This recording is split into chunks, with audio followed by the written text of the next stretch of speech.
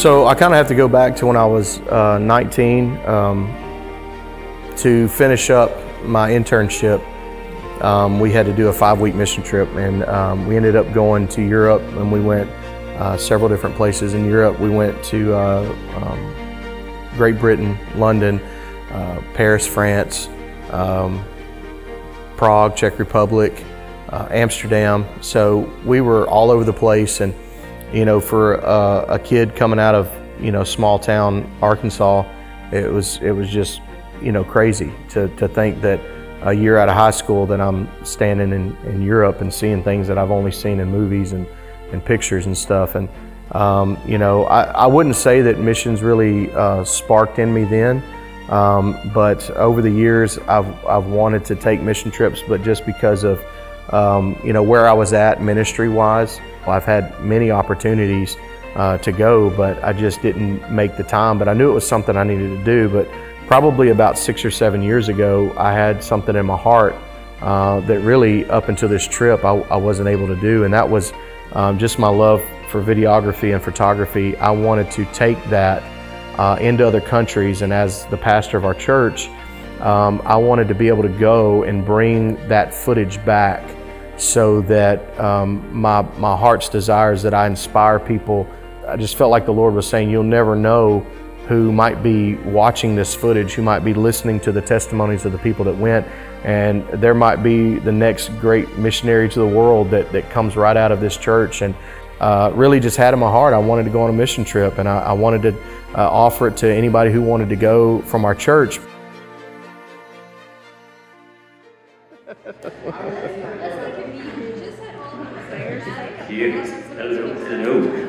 Hello.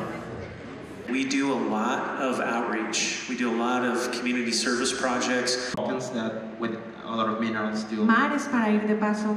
And also seas. Todo esto lo está narrando el mago a los niños. Everything in this is the magician is narrated to the kids in the beginning. I had said from the beginning, I wasn't going to push anybody to go. I wasn't going to beg anybody to go. I was just going to offer it, and whoever would respond and follow through, that's who God wanted to be there. And I didn't really realize how true that was, because I can't imagine going and doing this trip again with anybody other than the people who came with me.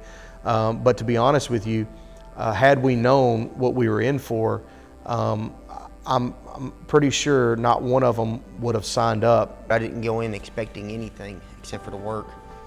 But once we made it to the church, they greeted us, you know, with lunch and everything, and then, you know, gave us kind of a rundown on some of the stuff we'd be doing, but really didn't tell us anything until that evening when they gave us the itinerary. Looking over the itinerary, it was definitely a surprise. And then when they got the children's church minister out there and had us doing dances and stuff the first night, you know, I kind of knew what we were going to go do from then on. Dos canciones. There were 2 songs. El drama. This kid.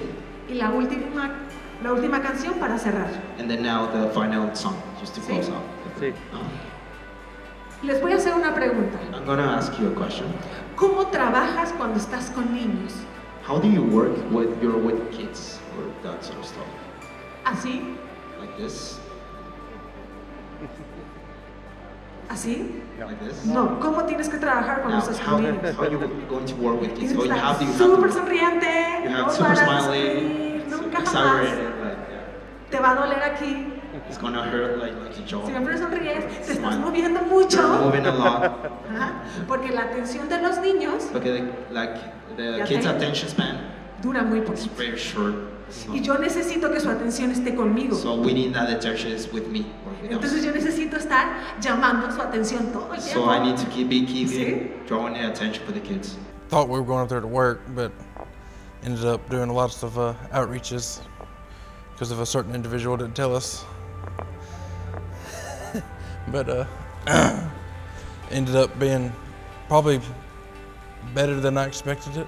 At the beginning of this trip, had you asked me if I thought I could have done these things, I would have said no. And in fact, I probably wouldn't have signed up to go had I known what type of ministry we would have been doing. It was really good not to know, just going in it and learning as we got there. I think not knowing what we were supposed to be doing, I would have shied away from it, just thinking I was not capable or able to do that. Seeing those dance skits, I could tell that everyone was quite a bit thrown off.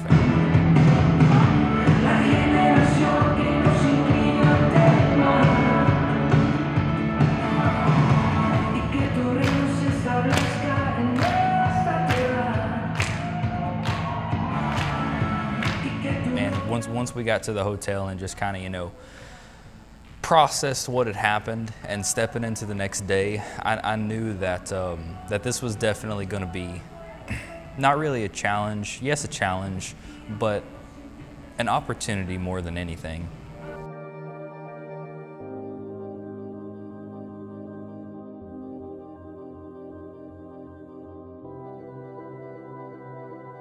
Good morning, everybody. This is our first day here in Leon, Mexico. It's going to be a great day. We're going to start our day off at a rehab. They've prepped us that these are really rough places. So I really don't know what to expect, but we're just going in, prayed up and expecting the love of God to just be shown through us and allow God to use us. All right, ready for our first day? Yeah. So we'll drop y'all off first with Sarah and Carla, and then we'll get the guys where we're going.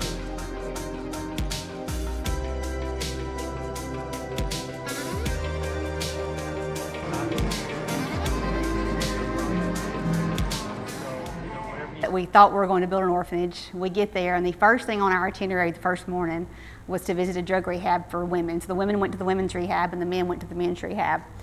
And so we get there, and it's, you know, it's closed off from the outside. All these ladies are pretty much locked in here. They're there for 90 days. Those women were so reaching for any kind of love, just reaching for anything. The stories that they shared were pretty heartbreaking. But it was just something that I could identify with. A lot of them I could.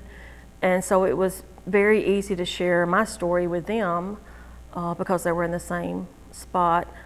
So we start off by, a couple people gave their testimonies. They asked for who needed prayer. Well, pretty much everybody in there asked for prayer. There was probably about 35 women. And we were seemingly finished. We'd kind of gone through all the rows, and we were kind of gathering our things to leave. And a lady that was kind of over to the side that really wasn't engaging much in the service at all came to us. And I was standing there, and Macy was standing there, and of course our interpreter. And she walks up, and she is just, tears are just strolling down her face. I hope I can say this without crying, but the interpreter asked her what she wanted us to specifically pray for. And the first thing she asked for, she wanted prayer for her family, to be safe while she was there. She wanted prayer for herself for peace, as the cartel had murdered and mutilated her 7-month-old baby, and she had turned to drugs to be able to deal with that pain. And then the second thing she asked for prayer for was that I would pray that Jesus would forgive them for what they had done. And I just thought, of all things, I mean, as a mother, I can't imagine the pain, she has to deal with every day. And for her to be able to ask that, it just showed me a lot, as far as a person, what kind of person she was. And, it was the hardest prayer I think I've ever prayed. And I hope I said the right things. And the rehab that we went to the first day, just the women singing to us at the end was just so inspiring to hear them, even though we didn't understand what they were saying, just listening to them sing. And they had told us when we went in how bad the tension was, and then by the time we left, everybody was calm and happy, and just, you could tell that God was in the room.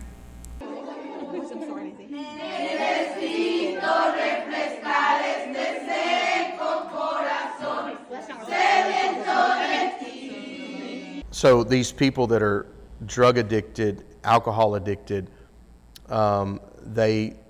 their families commit them, and the rehab places, they go and they pick them up, and they're locked in. You don't go in, you don't go out. The windows are locked, the doors are locked. It's probably not the worst place I've ever smelt, but it doesn't smell great. You go in there.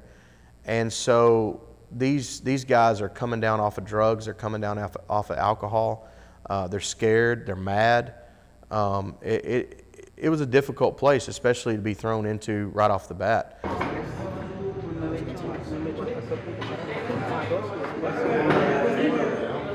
As we went into the rehabilitation center, it was a different place from where I saw last year. I believe it was the first time that they went to this place. But one of the local Christian rappers, you know, he went up there and he had some songs that he sang with them.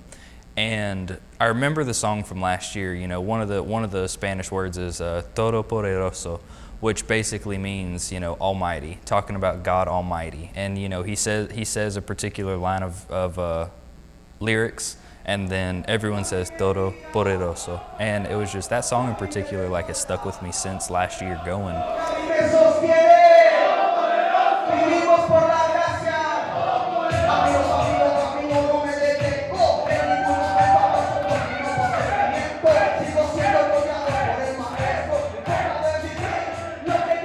There was a young man that I got to know pretty well, great guy. He's a Christian rapper, and I mean, probably one of the best rappers that I've ever been around. I mean, this guy really should be professional. I mean, he's very good. And those guys love rap music. You know, a lot of them came out of, you know, gang lifestyles and stuff. And so he really broke the ice for us, and us just kind of going there and smiling through our fear. And, you know, I would just walk right up to guys and shake their hand, introduce myself, smile at them, you know, and it really just kind of broke the tension. And so we got to the point where they wanted somebody to give testimonies. And again, I was fully prepared to have to do all the ministering from the pulpit.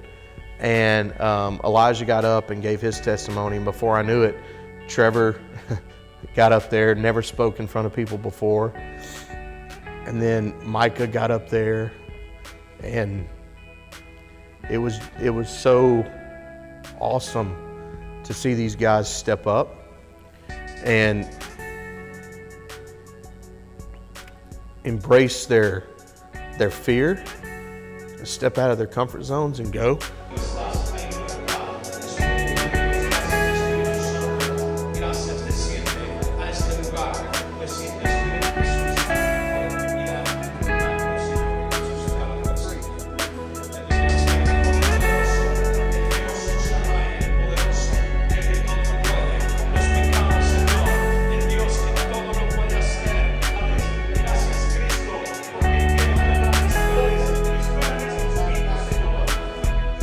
The rehab center probably impacted me the most because, you know, I've been through some of the stuff these guys, maybe not near as bad as these guys have been through, but I've been to that point where I probably should have been in a rehab, but I didn't.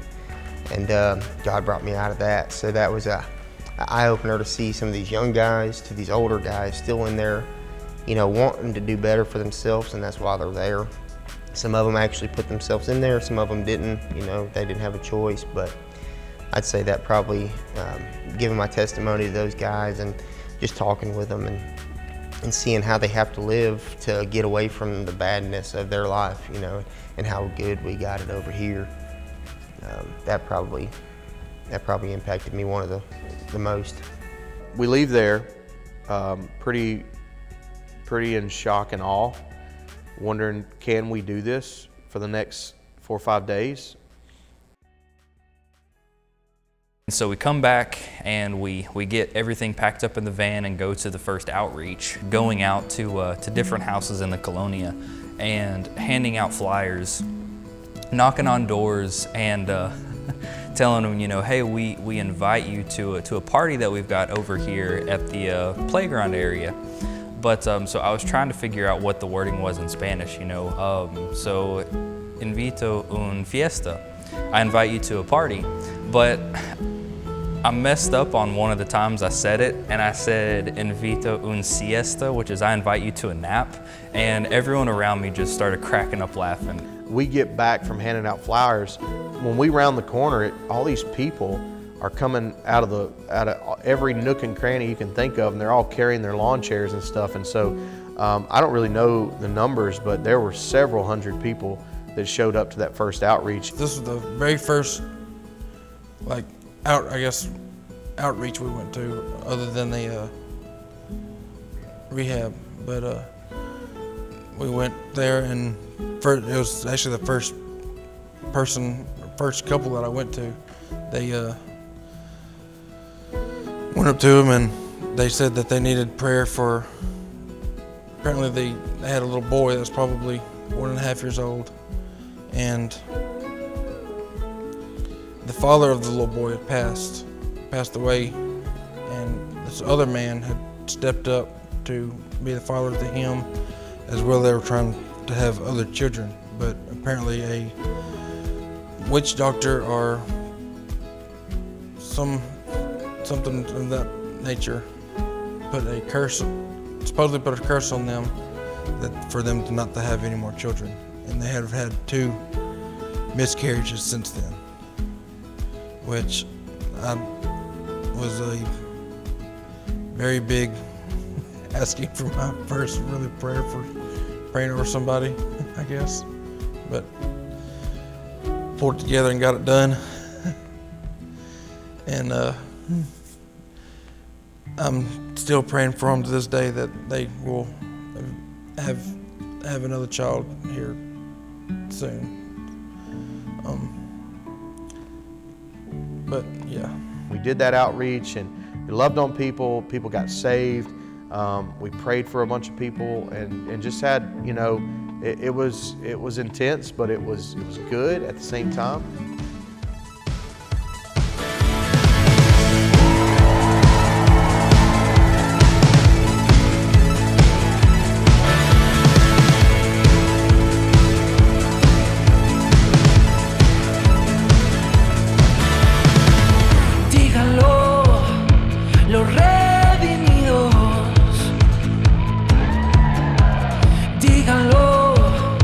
Los escogidos, que somos real sacerdocio, linaje escogido para ti,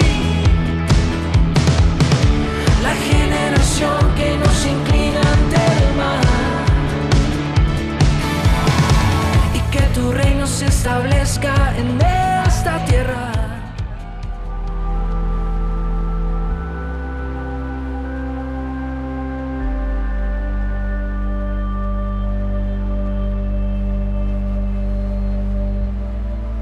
So the next day we did our one and only time that we actually did physical labor. We painted the children's church and that was nice because after having 2 very intense outreaches for the first rattle out of the bat, the team really welcomed just having some manual labor, and so I was so proud of them. And the pastor and the pastor's son actually kind of took me aside and said, listen, you guys are doing great. Said, we can get people down here to come and minister and do the street ministry, but when we ask them to do physical labor, it's really hard to get them to do that. Most people just stand around talking and they end up not doing it. And they were amazed at how fast we painted and how well we painted that room and everything. So I was super proud of them, and that was just something that, I think at least one of our team members, Miss Cindy, she was like, I can just stay at the church and paint. She was so far out of her comfort zone, but she did so well too at the same time. I don't even think she realizes how well she did.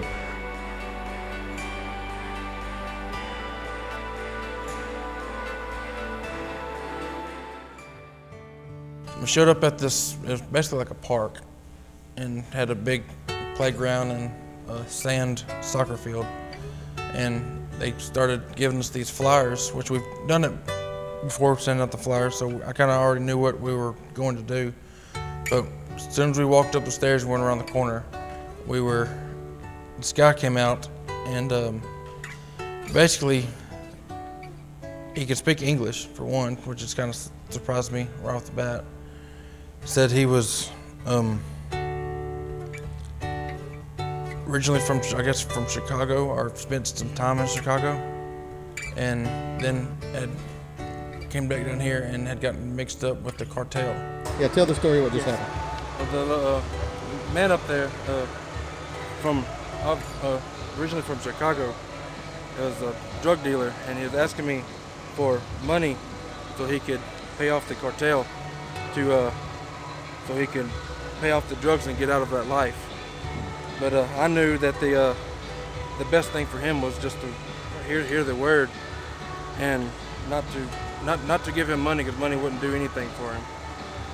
But yes, the best help for this guy is the message of God, and we are here for this guy, and I pray for this guy for his salvation today. So we are so excited about that. Yes. Yes. Amen. Amen. Awesome. Awesome. The outreach we did when it was raining, I think that was the one that I loved the most, because they said it was the worst area that we were in, but everybody was just so happy, and it was like raining, but it felt so good, and I think that was my favorite moment out of all of them.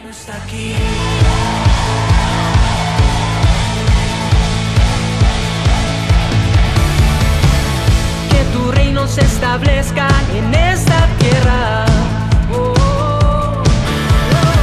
y que tu gloria hoy descienda y nos envuelva, y que toda lengua, tribu y nación reconozcan que solo tú eres rey, y aunque nos intenten silenciar.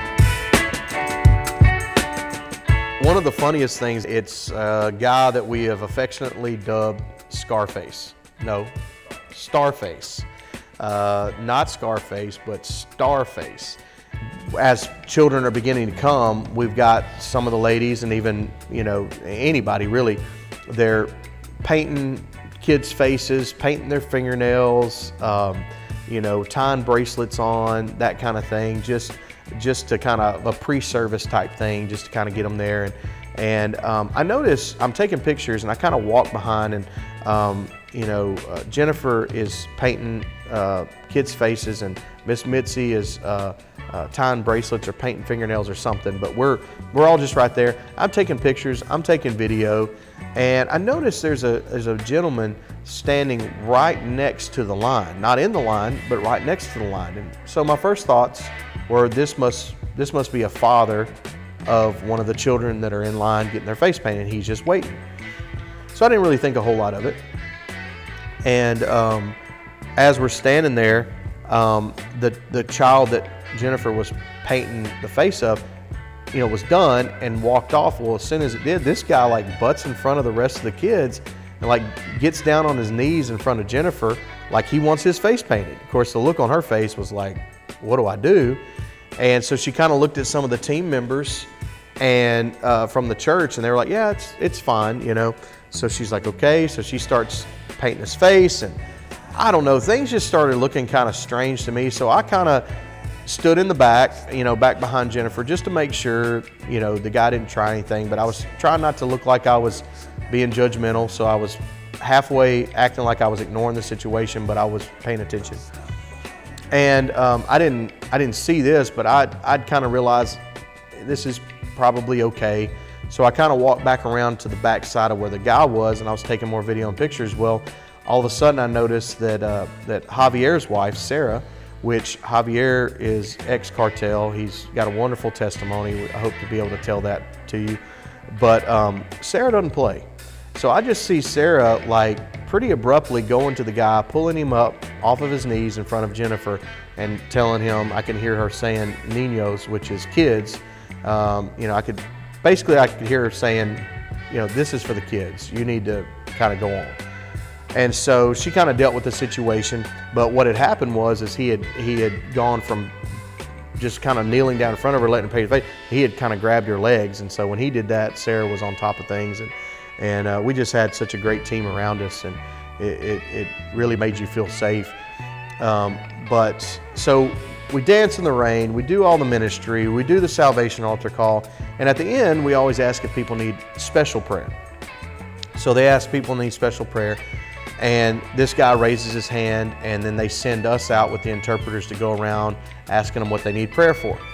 So first, like I take off walking and I run right into Starface. So Starface needs prayer. And when I get up close to him, I can tell that he's obviously drunk. And you can smell it all over him. So we asked him what he needs prayer for, and he wanted prayer for alcohol addiction, to break alcohol addiction on his life. He's crying. And so I began to pray for him, and you know, really good prayer. Seemed like he really received it. And when we got done praying, he just commenced to grabbing my face and kissing me all over my face and kissing my interpreter. Of course, my interpreter was like, "Hey, get off me, man." And you know, I didn't want to be, you know, I didn't want to offend him if that was like just his way of saying thank you, but I wasn't quite sure. But then when the interpreter kind of shoved him off of him, I was like, "Okay, yeah, dude, come on, get off my." So anyway, you know, the rest of the night, everybody had a blast laughing about the fact that I was getting kissed out there by a guy. So Javier and the hyenas. I think that made us just, by the end of the day, all of us were so delirious and laughing. So they called us Javier and the hyenas because Javier was the driver and the girls were the hyenas, because we were all laughing over nothing, just randomly start laughing by the end of the day, every day. So our days were around like 7:40 to 8:40 in the morning, and we would get back to our hotel at anywhere from 9 to 10 normally. And so there were long days, and we were tired, and you know, everybody's ready to get back to the hotel and get their showers and get in the bed, and which we did that. And so it was me and my mom and then Miss Cindy in our room. And the minute we would lay down to go to sleep, like somebody would start laughing, and like then everybody would start laughing. And we don't even know what it was about. We were so delirious and so tired, but like just wired up from the day, and like we just could not settle down. So then it went from like just at nighttime to like everywhere we went. And so once one person started laughing, then all the other people started laughing, and Miss Cindy has this like really high-pitched laugh. So they got to joke, they were joking, they called us the hyenas. So once the hyenas got to laugh, and it's like when they start howling at night, like they don't stop, and they just get louder and louder and more rambunctious. And so we joked our little, our guy that carried us, our little guy that carried us around all week, Javier. They just thought it was hilarious when we would get to laughing, and we told them we were going to get some shirts that said Javier and the hyenas, and we were all going to get them and wear them. So that was probably the funniest thing. We were laughing about nothing, but we were so tired and delirious that we just.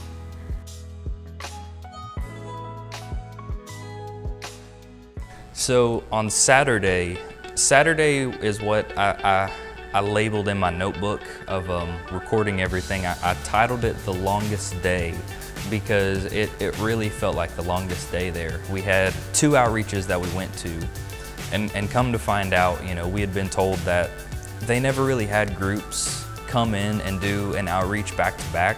We packed up a tent before we left out. You know, we had all the stakes and the poles and just a giant 200-pound tent bag. We packed up into the truck with the generator and all the equipment, and we head out to this colonia. And when we get there, you know, we start unloading everything. We get the tent starting to put up, and these 2 kids just immediately come running through, and they come running through the whole crowd, just seeing what's going on. And they're coming to want to give a helping hand. And we asked their names, and it was Jorge and Jose were their 2 names. And they were running all around. They were really interested in what we had getting set up over there.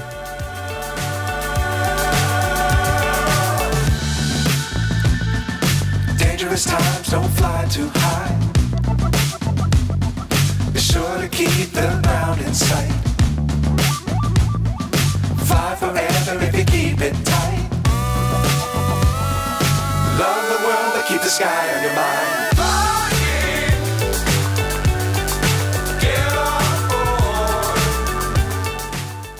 While we're starting to get the metal pikes hammered into the ground, the tent falls over. And I saw one of the kids kind of running underneath the tent toward us, and when I looked away and the tent fell, I thought the tent had fallen onto the kid at first, but I didn't hear anything, so I'm just, did this tent just fall onto this kid that's trying to help us out? and when we checked it out, he was not under there, which was good.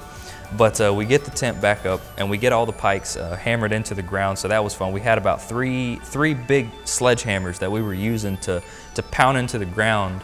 And when Pastor was hammering into the ground, his hammerhead just flew off while he's hammering into the ground, and oh my goodness, that was crazy.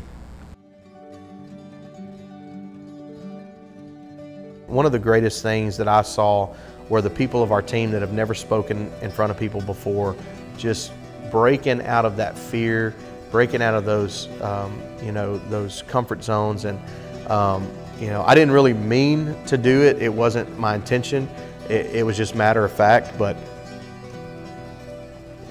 for the most part, other than the first deal, me and Elijah were about the only ones that would give our testimony. And they wanted 2 testimonies every single time we did it. And so we had gotten to, I think it was the day we set up the big tent. And, I hated that tent. I'm just gonna be honest with you. Just the effort and the work that went into putting that thing up, it was exhausting. I mean, we were already tired. And it was time for us to give our testimonies. And I'm going to every person on the team, hey, do you want to give your testimony? No. You want to give your testimony? No. You want to give your testimony? No. And so I really wasn't frustrated. It just was what it was, and they were, needing it, and we had kind of, hadn't prepared properly. And so I just looked at Elijah, and I wasn't meaning for anybody to hear me, but I said, hey, look, man, nobody wants to give their testimony. It is what it is. Get up there and give your testimony again. He was like, all right. I said, I'll give mine, you give yours.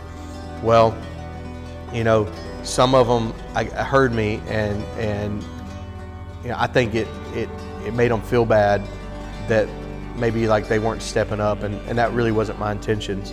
But one of them approached me and was like, hey, here's some of the reasons why it's going to be hard for me to do this. And of course I completely sympathized and everything, and really I kind of thought that was that.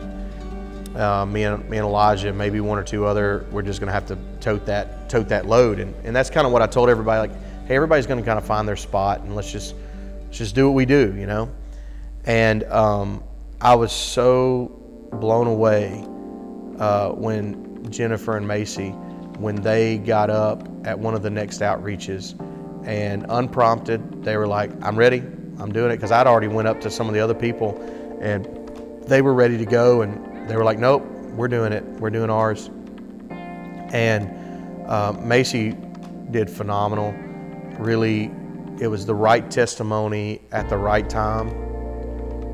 And I think that's the most important thing, that like every person that got up when we gave her testimony, it was the right testimony at the right time. And then Jennifer got up, and I wouldn't say that Jennifer gave a testimony. I mean, she did, it was in there, but I'm sitting there watching her, and she is preaching the gospel. I mean, it was phenomenal. It was phenomenal to watch, because, and I don't think I'm saying anything out of line about her. It was her by her own admission. She was like probably one of the most afraid people to get up and speak in front of people. She's like, I almost failed college because I wouldn't get up and give a speech in front of people. And to watch somebody not just get up there and give a testimony, but actually preach the gospel, it was special. It was absolutely special. It was a pivotal part, I think, in the trip.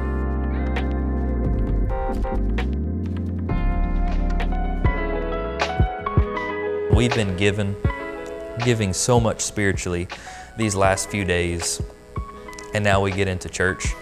And Pastor Hagan is the one who did the message on the first campus, and a brief summary is him, our thought life, what we think on and dwell on, and an importance of that aligning with our faith and what we speak, the opposite of faith being doubt, through that way. And it was an awesome message, and the people there were really receptive. The church there at the West Campus under Pastor Richard was really receptive. And when we get finished there, and we go to the main campus, the North Campus, where Pastor Jeff is the head pastor at, he pretty much talked on the same thing, was on our thought life, the importance of the things that we think, and aligning it with, you know, the Word of God and with our faith, and not having doubt, not allowing, you know, the negative circumstances to sway us or move us in our walk of faith. It was just a great Sunday. It was so much fun. Then we had a little bit of rest, a little downtime, and we went out to the brick making district. Probably the brick making district and the train yard that we'll talk about in a little while was the two biggest impactful places that we went.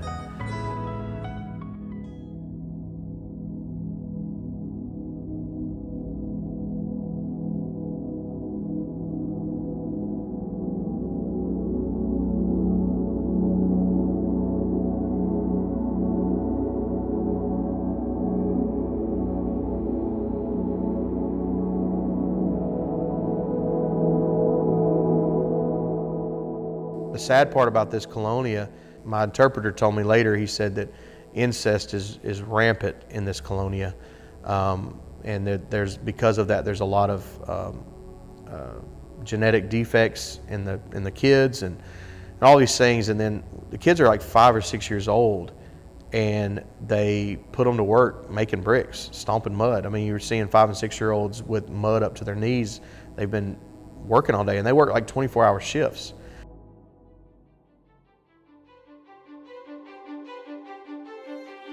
That was my biggest prayer, is when we would go into these outreaches and these colonias, that we would not be a thermometer. We would not just read the atmosphere and the temperature of the room, but that we would be a thermostat, that we would change the temperature of these areas, and we would make this impact. We would make this spiritual seed deposit into their life that is from the incorruptible seed of the Word, and that it would turn into something amazing. So I got to preach at it's an open air campus. There's no building, but they've been given land, which is very rare. The powers that be in the colonia, I guess, the president and the different council members, they recognize that this church has come in the last 2 years and done more for their colonia than the government has in the last 20 years. So they're believing God to build a church in this place that we had church. I mean, we had praise and worship, and people came, and I was able to preach. I preached on the love of God and gave an altar call, and I saw people won to the Lord, and it was amazing.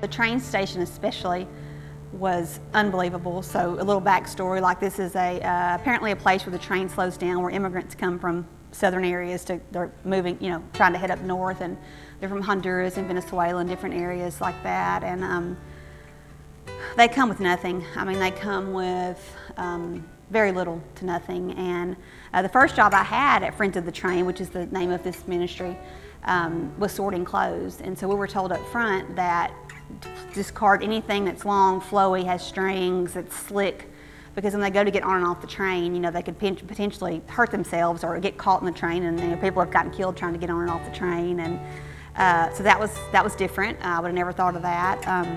But at that place, we were able to make, I think we made like 300 tortas, which are basically a Mexican version of a sandwich. And you know, we go out and we have the waters and the tortas, and we're serving these people, and they are just, of course, smiling. I mean, some of them had not eaten in, I think, 2 days, they said. And some of these families have been traveling 21 days, 3 months, 5 months, just to make it this far. And, you know, on the way they encounter cartel, and they may encounter, like one lady said they'd gone through the jungle, and you know, her babies, it's so cold on the train. And just to be able to bless them, and the amount of, just the way they were just so happy to be able to be served and, you know, be loved on, and it was just unbelievable. Just the reception and the gratefulness that they had towards us, and just that ability. You know, a lot of the team members were out visiting, and just the ability to pray with people and give them hope. It's just, you could see it all over their faces. I think overall, you know, it was just beautiful. I mean, they just were beautiful people, and you just hoped the best for them, and that they made it where they were going. And it was just so nice to be able to give back and do those things for them. I think I'll treasure forever was the story of Justin and Ruby. They were in a tent at the train station. They had 2 young sons. They had been traveling from Venezuela for 3 months. They just seemed like they were so hungry and thirsty for the Word. We were able to share our testimony with them. They received Jesus into their heart. The young boys were just precious. I think that's one thing that was very hard for me, to get those faces out of my mind, even since I've been home, because you could just see all of them being so vulnerable, I think, to us. Okay, there was a man that I prayed for that he was basically by himself, and prayed for him for well-being and safe travels from there to his destination. Just prayed for him. He accepted Jesus into his heart and was thanking me and everything. Right before I left, he pulled this coin out of his pocket. It's a Republic of Guatemala coin, and told me to keep it, and every time I see it, to pray for him. So I've prayed for him a lot lately, because I've actually kept it in my wallet since then. So I think going in, I pretty much had lost my joy. So just to find that joy again is priceless to me. I think for the last year that I've just made it work, even though I didn't feel like making it work. So just being able to share among the people, it really did bring joy to my heart. Being able to share my testimony with other women that have experienced similar things. Yeah, we did pray for one lady that had lost her baby at 7 months old, so I related a lot to her. And it was just amazing how she was just asking for prayer for forgiveness for the person that did that to her child. So the receptiveness of the people, you know, loving you and caring for you, hugging you, crying on your shoulder, that brought me joy more than anything. When we step into selflessness and saying this is more than me, when we step into a mindset of giving ourselves for God and what He wants us to do and reaching into these people's lives, there's a joy that I noticed on every person's face that was there in the group that they wouldn't have found if they didn't go to this. We think we're going to bless people, which we did, but we were blessed, I think, more as far as, you know, how it affected us. I mean, I feel like, you know, my faith in mankind, for one, was restored. I mean, there are still good people doing good things in this world, and that was good for my heart. And of course, it goes without saying that our spirits and our hearts were renewed. It just does something for you. I think the level of connectedness we felt with people, and just really being forced to be vulnerable and giving our testimonies and being forced to be still and really look at what we have here and really to be content and more grateful for what we have, because it's unbelievable how these people live and how little they do have and how happy and content they are. And that did a lot for me. I mean, I think we're all coming home with a new perspective and hopefully things that we can really offer to our friends and family in our church and really have a positive impact. I'll never be the same, and I hope that this feeling never wanes. I really thought I was a minister before, but there were some things that were solidified in me. There were things that were broken off of me that I never expected. I really didn't expect much to change about me. I felt like after 23 years of being in the ministry that I didn't have any comfort zones left. I was stretched. I was taken out of my comfort zone. It was the best thing that's ever happened to me. I would just encourage you that if you ever get an opportunity to go, you will never be the same. You've got to get out of your comfort zones and let God use you. The only regret that you'll have, and I think the only regret that any person on our team has about going on a mission trip, is that they didn't go on one sooner. See a stream down your face when you lose something you cannot replace. See a stream down your face.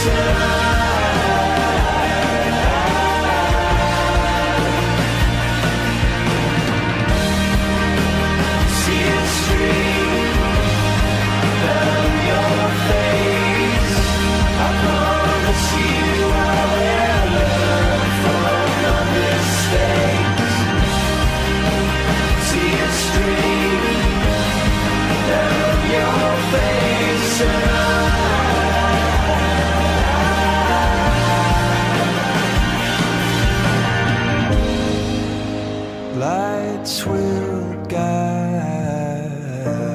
you home and ignite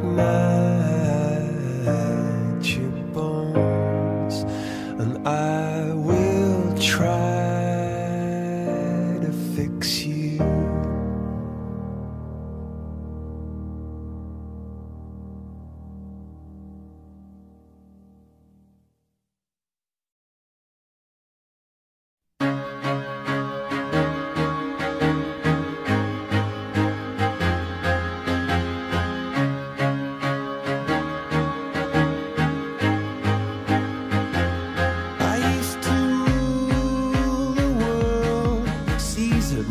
When I gave the word, now in the morning I sleep alone. Sweep the streets I used to own.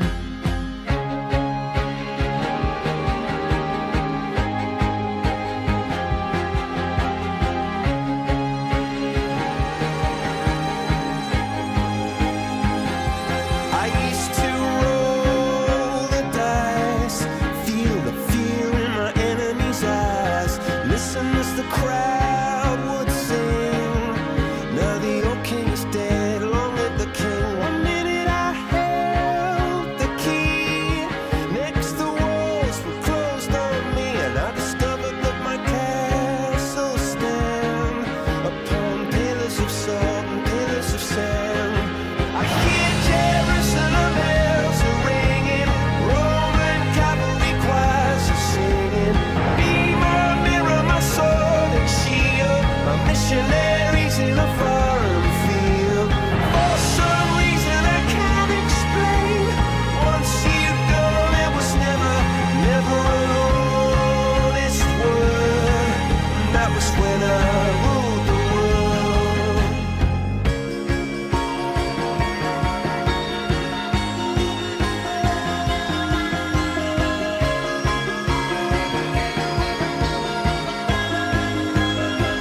It was the wicked and wild wind, blew down the doors to let me in, shattered windows and the sound of drums. People couldn't believe what I'd become, and revolutionaries wait for my head on a silver plate, just a puppet on a lonely string. Oh, who would ever want to be king? I hear Jerusalem bells are ringing, Roman cavalry choirs are singing.